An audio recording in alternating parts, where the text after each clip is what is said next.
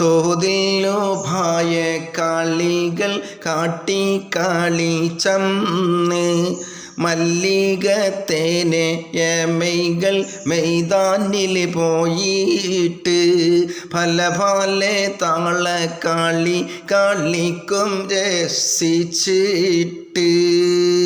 ചൊല്ലാൻ അവരും മുരത്ത് തമ്പിൻ്റെ മുമ്പിന്ന്. അപ്പം വീടിൻ്റെ മുമ്പിൽ അവരെന്ത് ചെയ്തു?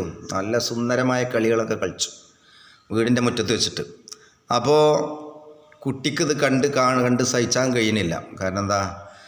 അപ്പോൾ ഓര് പറഞ്ഞു, ഇതിനെക്കാട്ടി നല്ല കളി ഞങ്ങൾ കാട്ടിൽ പോയി കളിച്ചിട്ടുണ്ട്, കാട്ടിലൊരു മൈതാനുണ്ട്, ആ മൈതാനത്ത് പോയി ഞങ്ങൾ നല്ല കളി കളിക്കും എന്നൊക്കെ പറഞ്ഞ് യൂസുഫിനെ ആവേശഭരിതരാക്കുകയാണ് ജ്യേഷ്ഠന്മാർ.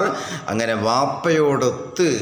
വാപ്പായോട് സമ്മതം വാങ്ങാൻ വേണ്ടി ജ്യേഷ്ഠന്മാർ പറയുകയും ഉടനെ തന്നെ യൂസുഫ് യാക്കൂബ് നബി അലി ഇസ്ലാമിനോട് ചെന്ന് പറഞ്ഞു, വാപ്പാ, അണ്ണരോടുകൂടെ ജ്യേഷ്ഠന്മാരോടുകൂടെ ഞാനും കാട്ടിലേക്ക് പോട്ടെ, അവിടെ നല്ല സുന്ദരമായ കളി അവർ കളിക്കുമെന്ന് പറയുന്നു, അതുകൊണ്ട് എനിക്ക് അനുവാദം തരണമെന്ന് പറഞ്ഞപ്പോൾ മഹാനായ യാക്കൂബ് നബി അലി ഇസ്ലാം പറയുകയാണ്,